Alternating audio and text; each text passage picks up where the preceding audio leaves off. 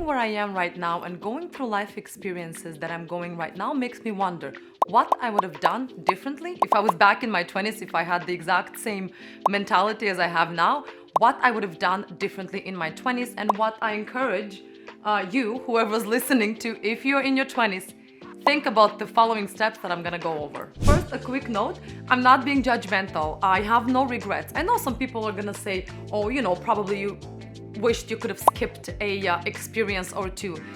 No, I really wish I didn't, because each and one of those experiences shaped me, made me who I am, made me shackle off that old skin, that old Valentina, and the new Valentina was born. So no, I have no regrets. I don't have any kind of judgment towards myself. I'm just being real and open with you, and I'm gonna go over a couple of things. So number one is start being physically active early.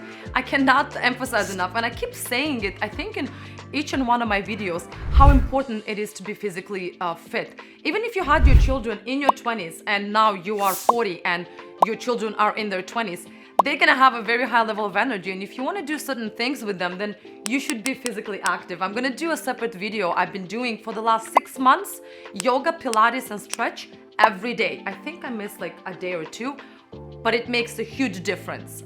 So I'm gonna make a separate video on that.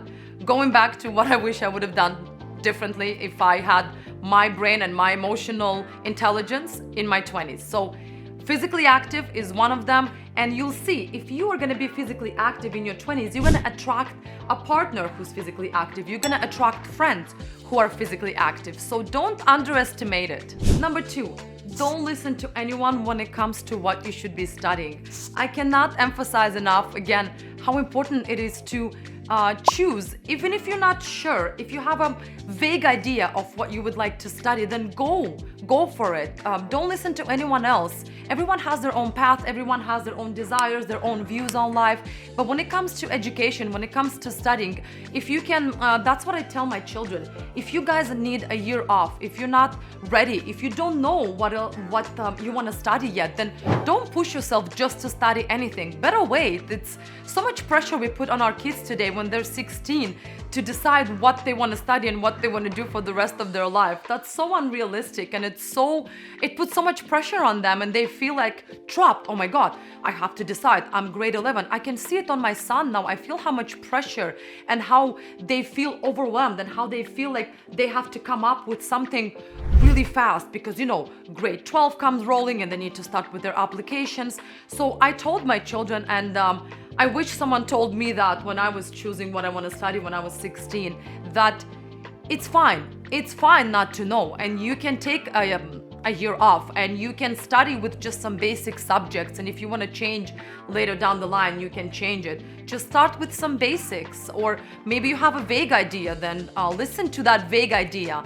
And I wish really that someone would have told me that, and I want to share this with you, a little story. I was grade 11, it was 11 grades back when I was in school, and I knew back then that I need already to make up my mind what I'm going to be studying.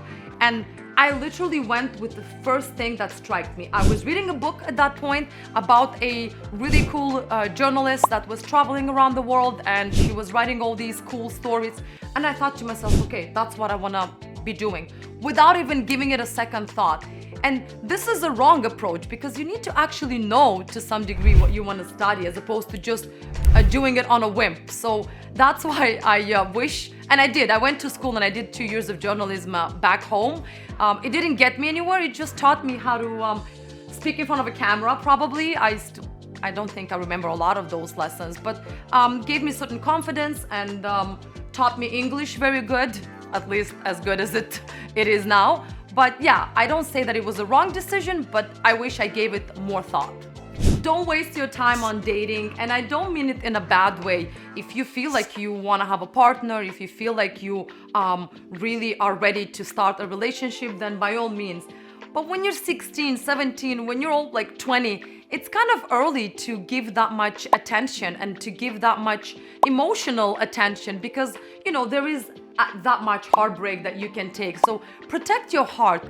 Don't invest yourself emotionally unless you're absolutely ready. There's nothing wrong with having a, serious relationship when both of you are kind of going towards the same direction, but you're not ready to be committed or to be serious about each other. So I wish someone told me that when I was 16, 17, 18, that you don't need to have a serious relationship at that age. No one's expecting of you to, make up your mind and choose a partner. That's such a wrong approach. Just, study, read, travel. That's what you should be doing in your 20s. Don't be a people pleaser. I wish someone told me, again, going back.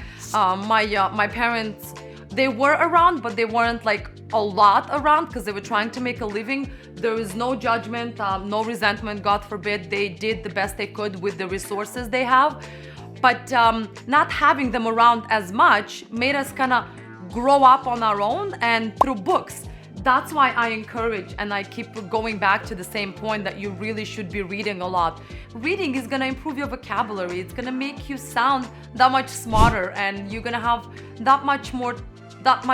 many topics of conversation with everyone else, and it's going to open a totally different world for you. You can learn something 100%. Each and every book you're going to read is going to teach you something. Make notes. I'm just learning that now, unfortunately, but make notes. Whatever strikes you in a book, take a note of it. You don't know when you might need it or when you're going to be using it. But going back to don't look the validation from other people. Don't look for validation from other people. You don't need everyone's positive reinforcement. It's fun. You can reinforce yourself and you can pump yourself up. You don't always need someone else to do it for you. And, be selfish to some degree. Do be selfish. Preserve your energy. Preserve that time that you want to spend with yourself.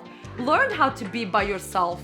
That's going to be such a good thing to know about yourself. You're going to learn what you like, what are your dislikes. It's going to be such an eye-opener for your own soul. Keep a diary. It's so important to keep a diary. I cannot emphasize enough. I'm going back to the same thing. I was reading my own diary that I was writing when I was 20. Oh my God, I was so naive, but like in a good way. It brings back those memories, and every time I think, oh my God, why would I think like that? Why would I, write something like that? It brings back such, pleasant memories of all the experiences that I had back then, of how I was as a person. It gives you such a good view of how you grew, where you are emotionally, where you are mentally, how you are with other people.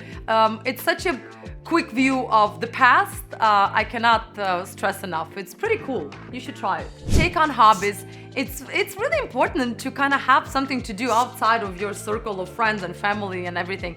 And if you don't want to become a professional, at least that's going to give you a good amateur status. Like, whatever you do, if you want to ski, if you want to dance, if you want to be a photographer, you never know where those skills might kick in and actually help you. Maybe in 20 years, you're going to feel like you want to study photography in much more details, and you're going to have that advantage over anyone else who didn't study it for the last 15 to 20 years. So take on that hobby. Don't feel embarrassed or don't feel shy. Don't feel like you need to be a professional. You don't. You can be a good amateur, and it's pretty cool.